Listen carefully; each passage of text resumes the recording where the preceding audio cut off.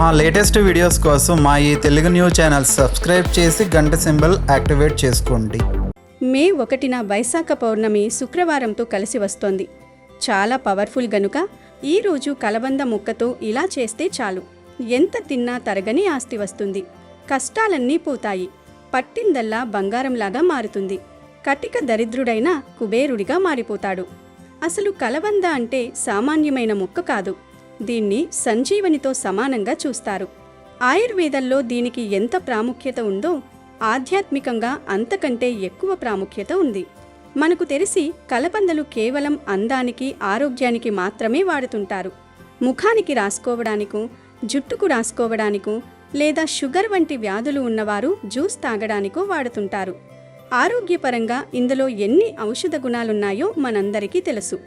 కడుపులో ఉన్న మలినాలను, విష పదార్థాలను ఎలా అయితే ఈ కలబంద బయటకు పంపిస్తుందో, అలాగే మన ఇంటికి పట్టిన దరిద్రాన్ని, పీడను, దోషాలను కూడా తరిమి కొట్టే శక్తి ఈ కలబందకు ఉంది.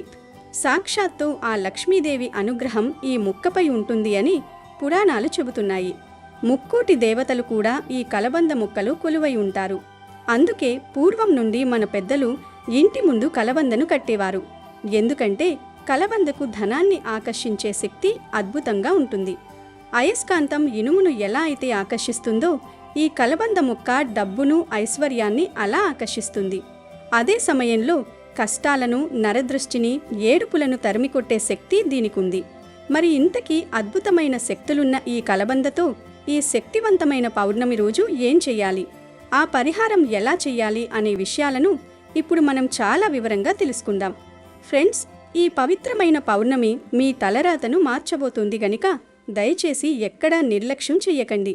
అదృష్టం పలుపు తట్టినప్పుడు అశ్రద్ధ చెయ్యకూడదు. మీకోసం, మీ పిల్లల భవిష్యత్తు కోసం, మీ కుటుంబం ఎల్లప్పుడూ నవ్వుతూ గడపడం కోసం ఈ పరిహారాన్ని పూర్తిగా అర్థం చేసుకోండి. వీడియోని చివరి వరకు చూడండి. శ్రీమాత్రే నమః అని కమెంట్ చేసి ఈ వీడియోకి ఒక లైక్ కొట్టి మాకు సపోర్ట్ చేయండి. వైశాఖ పౌర్ణమి అంటే సామాన్యమైన రోజు కాదు. ఇది విష్ణుమూర్తికి, మహాలక్ష్మికి అత్యంత ప్రీతికరమైన రోజు. ఈ రోజున చేసే ఏ చిన్న దానమైనా, ఏ చిన్న ధర్మమైనా, లేదా ఏ చిన్న పరిహారమైనా కోటి రెట్ల ఫలితాన్నిస్తుంది. పురాణాల ప్రకారం వైశాఖ మాసం మాసాలన్నింటిలోనూ ఉత్తమమైనది. అటువంటి మాసంలో వచ్చే పౌర్ణమి తిథి మరింత పవిత్రమైనది. ఈ రోజున చంద్రుడు తన పూర్తి కళలతో ప్రకాశిస్తూ భూమిపైకి ఒక విధమైన అయస్కాంత శక్తిని ప్రసరింపచేస్తాడు. ఈ పౌర్ణమి రోజు స్త్రీలు ఉదయం లేవగానే ఒక గ్లాసులో నీటిని తీసుకుని ఆ నీటిలో చిటికెడు కుంకుమను మరియు ఒక చుక్క పాలను, అలాగే 2 లవంగాలను తీసుకుని పొడిలాగా చేసి ఆ పొడిని కలిపి తర్వాత ఆ నీటిని మీ ఇంటి మెయిన్ డోర్ మీద చల్లుకోవాలి. అలా చల్లుకుంటే ఇంట్లోని దరిద్రం మొత్తం పోతుంది. లక్ష్మీదేవి మీ ఇంట్లో తిష్టు వేసుకుని కూర్చుంటుంది. అలాగే ఈరోజు మీకు కుక్కలు కనిపిస్తే ఆ కుక్కలకి మినుములతో చేసిన పదార్థాలను, అంటే గారెలు గాని, ఇడ్లీలు గాని, అట్లు గాని, ఊతప్పం గాని, పునుగులు గాని ఇలాంటి పదార్థాలు పెట్టండి. ఇలా ఈరోజు కుక్కలకు మినుములతో చేసిన పదార్థాల్ని ఆహారంగా పెడితే సకల దేవతల అనుగ్రహం కలుగుతుంది. సకల ఐశ్వర్యాలు సిద్ధిస్తాయి. సాధారణంగా మనకు ఏవైనా పనులు ఆగిపోతున్నా, ఇంట్లో ఎప్పుడూ గొడవలు జరుగుతున్నా, డబ్బు నిలబడకపోయినా దానికి ప్రధాన కారణం నరదృష్టి అని శాస్త్రాల్లో ఉంది. నరుడి దృష్టికి నాపరాళ్ళు కూడా పగులుతాయి అంటారు కదా.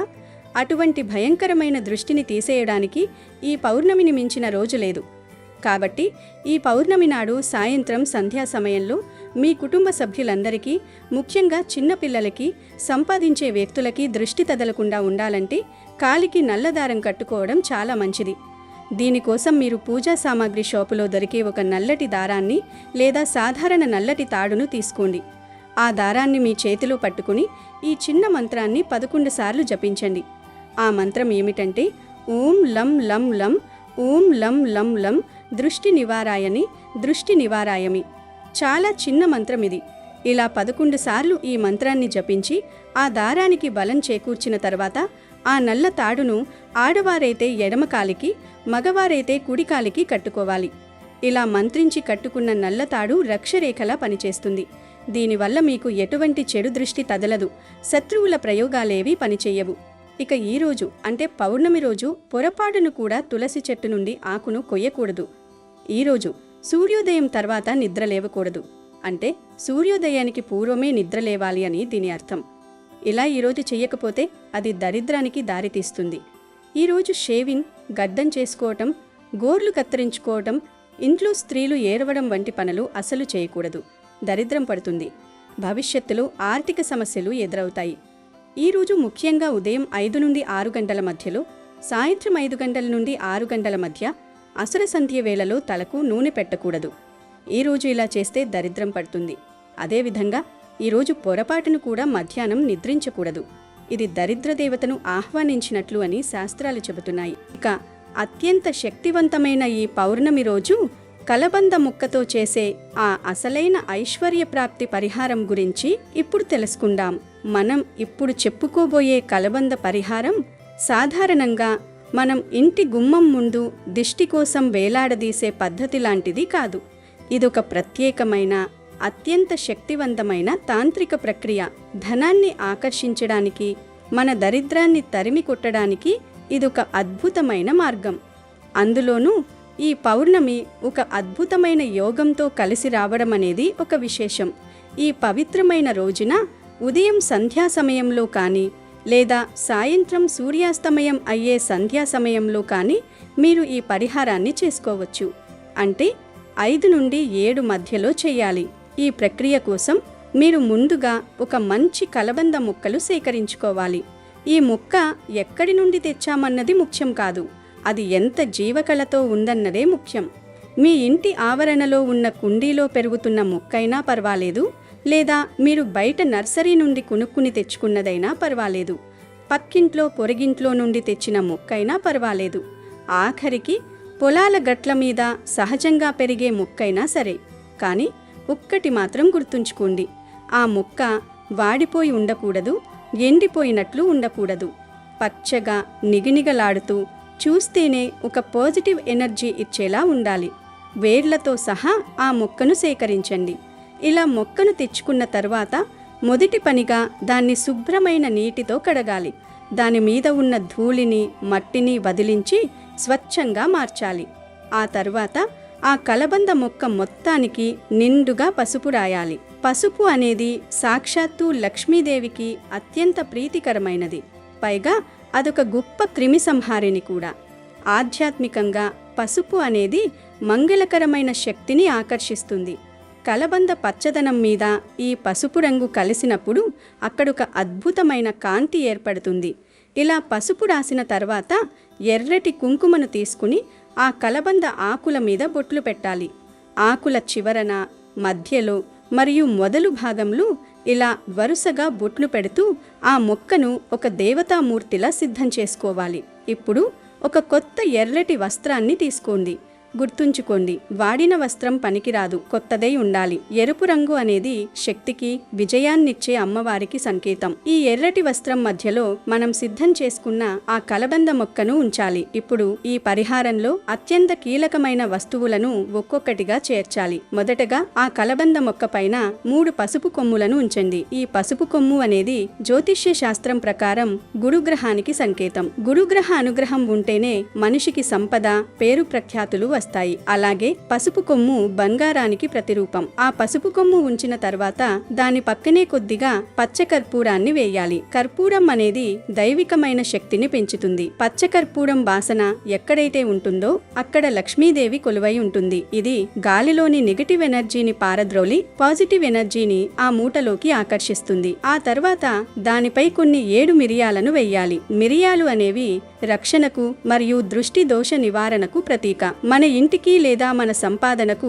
ఎటువంటి దుష్టశక్తులు అడ్డుపడకుండా ఈ మిరియాలు రక్షణ కవచంలా పనిచేస్తాయి. శత్రువుల కుతంత్రాలను ఇవి నిర్వీర్యం చేస్తాయి. మిరియాలు వేసిన తర్వాత ఒక రూపాయి బిళ్లను దానిపై ఉంచండి. రూపాయి బిళ్లను ధనలక్ష్మిగా భావిస్తాం. మన ఇంట్లో చిల్లర నాణాల సవ్వడి ఎక్కడైతే ఉంటుందో అక్కడ మహాలక్ష్మి స్థిరంగా నివాసం ఉంటుందని పెద్దలు చెబుతుంటారు. అందుకే ఈ పరిహారంలో నాణానికి అంత ప్రాముఖ్యత ఉంది. వీటితో పాటు అత్యంత శక్తివంతమైనవి లక్ష్మీదేవికి తోబుట్టువుల వంటివి అయిన 3 లక్ష్మీ గవ్వలను కూడా ఆ వస్త్రంలో వేయాలి. గవ్వలు సముద్ర గర్భం నుండి ఉద్భవిస్తాయి. సముద్ర తనయ అయిన లక్ష్మీదేవికి ఈ గవ్వలంటే ప్రాణం. గవ్వలు ఎక్కడ ఉంటే అక్కడ ఐశ్వర్యం వెల్లివిరుస్తుంది. ఈ 3 గవ్వలు, రూపాయి బిళ్ళ, మిరియాలు, కర్పూరం మరియు పసుపు కొమ్ము ఇవన్నీ కలబంద మీద పెట్టిన తర్వాత ఆ ఎర్రటి వస్త్రాన్ని ఒక మూటలాగా గట్టిగా కట్టండి. లోపల పెట్టిన వస్తువులు ఏవి కూడా కింద పడిపోకుండా జాగ్రత్తగా ముడివేయండి. ఇలా మూట సిద్ధం చేసుకున్న తర్వాత దానికొక దైవికమైన ముద్రను వేయాలి. అదే ఓం. మీరు కుంకుమతో ఆ ఎర్రటి మూట పైన ఓం అని దిద్దాలి. ఎప్పుడైతే ఆ మూట మీద ఈ గుర్తు చేరుతుందో దానికి అనంతమైన రక్షణ కవచం ఏర్పడుతుంది. ఇప్పుడు ఈ పవిత్రమైన మూటను తీసుకువెళ్లి మీ ఇంటి ప్రధాన ద్వారం అంటే సింహద్వారానికి పైన మధ్యలో కాని లేదా ఎవరైనా లోపలికి వచ్చేటప్పుడు స్పష్టంగా కనిపించేలా ఒక పక్కన కాని గట్టిగా కట్టాలి. ఇలా కట్టడం వల్ల మీ ఇంటికి వచ్చే నెగటివ్ ఎనర్జీ అక్కడే ఆగిపోతుంది. అయితే ఇక్కడే ఒక ముఖ్యమైన విషయం ఉంది. చాలా మంది మూట కట్టగానే పని అయిపోయింది అనుకుంటారు. కానీ ఈ శక్తివంతమైన పౌర్ణమి నాడు చేసే పరిహారంలో ఒక రహస్య ప్రక్రియ మిగిలి ఉంది. అదేంటంటే ఆ మూటను యాక్టివేట్ చేయడం. సింహద్వారానికి మూట కట్టిన వెంటనే దానికి కూడా దిష్టి తీయాలి. ఎందుకంటే అది ఒక శక్తివంతమైన వస్తువుగా మారింది కాబట్టి దాన్ని ప్రభావితం చేసే ఏ ఇతర చెడు శక్తులు ఉండకూడదు. దీనికోసం మీ ఎడమ చేతిలోకి కొంచెం గల్లుప్పును అంటే రాళ్ల ఉప్పును తీసుకోండి. మనందరికీ తెలుసు ఉప్పు అనేది సముద్రం నుండి వస్తుంది మరియు దీనికి నెగటివ్ ఎనర్జీని పీల్చుకునే గుణం చాలా ఎక్కువగా ఉంటుంది. ఆ ఉప్పును చేతిలో పట్టుకొని గుమ్మానికి కట్టిన ఆ కలబంద మూట చుట్టూ 3 సార్లు క్లాక్ వైజ్ 3 సార్లు యాంటీ క్లాక్ వైజ్ తిప్పుతూ దిష్టి తీయండి. ఈ ఉప్పుతో దిష్టి తీయడం వల్ల ఆ మూటలో దాగి ఉన్న శక్తులు మేల్కొంటాయి. అది తన పనిని అంటే ధనాన్ని ఆకర్షించడం మరియు ఇంటిని రక్షించడం మొదలు పెడుతుంది. ఇలా దిష్టి తీసిన తర్వాత ఆ చేతిలో ఉన్న ఉప్పును తీసుకువెళ్ళి ఎక్కడైనా పారే నీటిలో వేయండి లేదా బయట మురికి కాలవలో పడేయండి. కుదరకపోతే ఇంటి సింక్లో వేసి నీళ్లు ఎక్కువగా పోయండి. కానీ ఆ ఉప్పును మళ్ళీ ఇంట్లోకి తీసుకురాకూడదు లేదా ఎవరూ తొక్కే చోట పడేయకూడదు. ఈ పౌర్ణమి అనేది మామూలు రోజు కాదు, 100 ఏళ్లకోసారి వచ్చే అరుదైన యోగం. అలాంటి రోజున మీరు ఈ కలబంద పరిహారాన్ని పద్ధతి ప్రకారం చేస్తే మీ జీవితంలో ఉన్న దరిద్రమంతా పటాపంచలైపోతుంది. ఇన్నాళ్ళు మీరు పడుతున్న ఆర్థిక ఇబ్బందులు, కష్టాలు, అప్పుల బాధలు అన్నీ కూడా మెల్లమెల్లగా తొలగిపోతాయి. మనం ఇందులో వాడిన ప్రతి వస్తువు ఒక అద్భుతం. కలబంద దుష్టశక్తులను అడ్డుకుంటుంది. పసుపు కొమ్ము గురుబలాన్ని ఇస్తుంది. కర్పూరం లక్ష్మీదేవిని ఆకర్షిస్తుంది. మిరియాలు శత్రువుల నుండి రక్షిస్తాయి. లక్ష్మీ గవ్వలు డబ్బును ఆకర్షిస్తాయి. రూపాయి బిళ్ళ సంపదను స్థిరపరుస్తుంది. ఓం గుర్తు రక్షణ ఇస్తుంది. చివరగా ఉప్పు దిష్టిని తొలగిస్తుంది. ఇంతటి పకడ్బందీగా చేసే ఈ తాంత్రిక పరిహారం ఖచ్చితంగా ఫలితాన్ని ఇస్తుంది. ముఖ్యంగా ఈ పౌర్ణమి రోజున మౌనంగా ఉండి భగవంతుణ్ణి ధ్యానిస్తూ ఈ పనులు చేయడం వల్ల ఫలితం 1000 రెట్లు ఎక్కువగా ఉంటుంది. అయితే ఇలా ఎంతో భక్తితో నిష్ఠతో సిద్ధం చేసుకుని సింహద్వారానికి కట్టుకున్న ఈ అద్భుతమైన కలబంద మూటను ఎన్నాళ్ల వరకు ఉంచాలి, ఆ తర్వాత ఏం చెయ్యాలి అనే సందేహం మీలో చాలామందికి కలగవచ్చు. ఈ పరిహారం అనేది అత్యంత శక్తివంతమైనది కాబట్టి ఇది సుదీర్ఘకాలం పాటు మీ ఇంటికి ఒక రక్షణ కవచంలా, ధనాన్ని ఆకర్షించే అయస్కాంతంలా పనిచేస్తూనే ఉంటుంది. ముఖ్యంగా గుర్తుంచుకోవాల్సిన విషయం ఏమిటంటే ఈ పవిత్రమైన మూటను కనీసం 1 సంవత్సరం పాటు అంటే 12 నెలల వరకు అలాగే ఉంచాలి. ఒకవేళ మీరు దాన్ని అలాగే ఉంచాలనుకుంటే గరిష్టంగా 18 నెలల వరకు కూడా ఉంచవచ్చు. ఈ కాలమంతా ఆ కలబంద, గవ్వలు, పసుపు కొమ్ము, మిరియాలు మీ ఇంటి చుట్టూ ఉన్న నెగిటివ్ ఎనర్జీని పీల్చుకుంటూ దరిద్రాన్ని దరిచేరనీయకుండా అడ్డుకుంటాయి. ఆ మూటలో ఉన్న శక్తులు 7 లేదా 18 నెలల పాటు పూర్తి స్థాయిలో పనిచేస్తాయి. ఆ కాలపరిమితి ముగిసిన తర్వాత అంటే 7 లేదా 18 నెలలు గడిచిన తర్వాత ఆ పాత మూటను జాగ్రత్తగా విప్పకుండానే తీసేయాలి. అలా తీసిన ఆ మూటను తీసుకువెళ్ళి ఎక్కడైనా పారే నీటిలో అంటే ఏదైనా నదిలో కానీ కాలువలో కానీ వదిలేయాలి. పారే నీటిలో పడేయడం వల్ల ఆ వస్తువులు గ్రహించిన దారిద్ర్యం, నెగిటివ్ ఎనర్జీ అంతా ఆ నీటి ప్రవాహంతో పాటు కొట్టుకుపోతాయి. ఒకవేళ మీకు పారే నీర అందుబాటులో లేకపోతే ఎవరూ తొక్కని చోట లేదా ఏదైనా చెట్టు మొదట్లో మట్టి తీసి అందులో పూడ్చిపెట్టాలి. ఆ తర్వాత మళ్ళీ ఇదే పద్ధతిలో కొత్త వస్తువులతో మరొక మూటను సిద్ధం చేసుకుని కట్టుకోవాలి. ఇలా చేయడం వల్ల మీ ఇంట్లో ఐశ్వర్యం అనేది ఎప్పుడూ తరగకుండా నిరంతరాయంగా పెరుగుతూనే ఉంటుంది. నమ్మకంతో చెయ్యండి. పట్టిందల్లా బంగారంలాగా మారుతుంది. కష్టాలు పోతాయి. దుష్టపీడలు, దోషాలు, సమస్యలు మీ దరి చేరవు. మీకు అన్నీ శుభాలే జరుగుతాయి. కాబట్టి ప్రతి ఒక్కరూ ఈ పౌర్ణమి రోజున కలబంద మొక్కతో ఈ చిన్న కలబంద పరిహారాన్ని చేసి శుభ ఫలితాలను పొంది సంతోషంగా జీవించండి. ఈ వైశాఖ పౌర్ణమిని మహావైశాఖి అని అంటారు. ఈ రోజే శ్రీ కూర్మ జయంతిని, అన్నమాచార్య జయంతిని, బుద్ధ జయంతిని జరుపుకుంటూ ఉంటారు. ఈ పౌర్ణమి అంటే శివుడికి, కేశవుడికి ఇద్దరికీ ఇష్టమే. వైశాఖ పౌర్ణమిని మహావైశాఖి అంటారు. ఇది శ్రీ మహావిష్ణువు కూర్మావతారం దాల్చిన రోజు. ఈ పుణ్య సందర్భాన్ని పురస్కరించుకొని ఈరోజు జనులు శ్రీ మహావిష్ణువును ఆరాధిస్తారు. వైశాఖ పౌర్ణమి రోజు చేసిన దానం జన్మ జన్మాంతరాల పాపాలను తొలగిస్తుంది, విశేష ధన ప్రాప్తిని కలగజేస్తుంది. ఈరోజే కూర్మ జయంతిని జరుపుకుంటారు. దుష్ట శిక్షణ, శిష్ట రక్షణ కోసం శ్రీ మహావిష్ణువు దశావతారాలెత్తాడు. అందులో రెండో అవతారం కూర్మ అవతారం. కృతయుగంలో దేవదానవులు అమృతం కోసం క్షీరసాగరం చిలకటం మొదలుపెట్టారు. మందరగిరిని కవ్వంగా, వాసుకిని తాడుగా చేసుకుని దేవాసురులు పాల సముద్రాన్ని చిలుకుతూ ఉండగా మందరగిరి సముద్రంలోనికి జారిపోతుంది.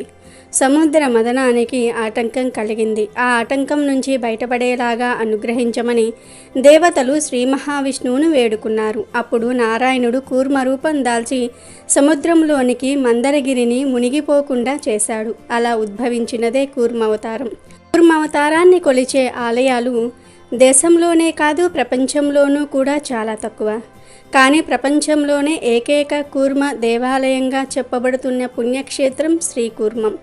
అరుదైన శిల్పకళతో రూపుదిద్దిన ఈ ఆలయం శివకేశవ అభేదాన్ని సూచించే క్షేత్రంగా విరజిల్లుతోంది. శ్రీరాముడు, బలరాముడు, జమదగ్ని మొదలైన పురాణ పురుషులెందరో కూర్మావతారాన్ని దర్శించి స్వామిని ఆరాధించారని పురాణాలు చెప్తూ ఉన్నాయి. పౌర్ణమి తిథి నాడు విశాఖ నక్షత్రం ఉండే మాసానికి వైశాఖ మాసం అని పేరు. ఆధ్యాత్మికత, పవిత్రత, దైవశక్తి ఉన్న నెలల్లో వైశాఖ మాసానికి ప్రత్యేక స్థానం ఉంది. వైశాఖ పూర్ణిమకు మహావైశాలి అనే పేరు వ్యవహారంలో కనబడుతుంది. ఈ రోజున ఆధ్యాత్మిక సాధనలు ఏవి చేపట్టినప్పటికీ అధిక ఫలితాలను ఇస్తాయని శాస్త్రం చెప్తుంది. సంవత్సరంలో ప్రధానమైన కాలములు రెండు ఉంటాయి. ఒకటి వసంత ఋతువు, రెండు శరత్ ఋతువు. శరత్ ఋతువు ఆశ్వయుజ కార్తీక మాసంలో వస్తుంది. వసంత ఋతువు చైత్ర వైశాఖ మాసాలలో వస్తుంది. ఈ రెండింటిని సంవత్సర ఆరంభములుగా చెప్తారు. వైశాఖ మాసానికి వేదశాస్త్రరీత్యా మాధవ మాసం అని పేరు. ఋతురాజైన వసంతంలో ఈ రెండో నెల దైవశక్తి పరంగా ఉత్కృష్టమైనదని ధార్మిక గ్రంథాలు చెప్తూ ఉన్నాయి. స్నాన, దాన, జప, హోమాదులకు సమ ప్రాధాన్యం కలిగిన ఈ మాసమంతా మహిమాన్వితమైనదే. అయినప్పటికీ ప్రత్యేకించి పూర్ణిమకు ఒక వైశిష్యం ఉంది. మాస శక్తి అంతా పూర్ణిమలో సారంగా కేంద్రంగా ఉంటుంది. మాసమంతా సాధన చేయలేని వారు ఈ ఒక్కరోజైనా నియమబద్ధంగా చేసే సాధనలు శీఘ్రంగానూ పూర్ణంగానూ ఫలిస్తాయని శాస్త్రోక్తి. ఈ వైశాఖ పూర్ణిమ నాడు ఉపవాసము, సత్యనారాయణ వ్రతము, సద్గౌరీ వ్రతము, దాన ధర్మాలు చేస్తారు. కుటుంబ ఆచారాలను బట్టి ఈ రోజున వ్రతాలు నిర్వహిస్తూ ఉంటారు. ఈ రోజు చేసే సముద్ర స్నానం కూడా విశేషమైన ఫలితాలను ఇస్తుందని శాస్త్రాల్లో ఉంది. చైత్ర పూర్ణిమ, వైశాఖ పూర్ణిమ, ఆశ్వయుజ పూర్ణిమ, కార్తీక పూర్ణిమ, ఈ 4 పూర్ణిమలు సముద్ర స్నానానికి నిర్దేశింపబడ్డాయి. సనాతన ధర్మంలో ఏ వ్యక్తి అయినా ఎప్పుడు పడితే అప్పుడు సముద్ర స్నానం ఆచరించకూడదు. వైశాఖ పూర్ణమి రోజున ఖచ్చితంగా ఆచరించాల్సిన విధుల్లో సముద్ర స్నానం కూడా ఒకటి.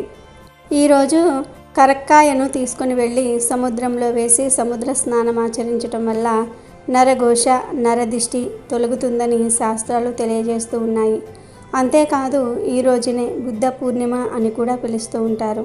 ఎందుకంటే ఈ వైశాఖ పౌర్ణమి రోజే సిద్ధార్థుడు జన్మించాడు.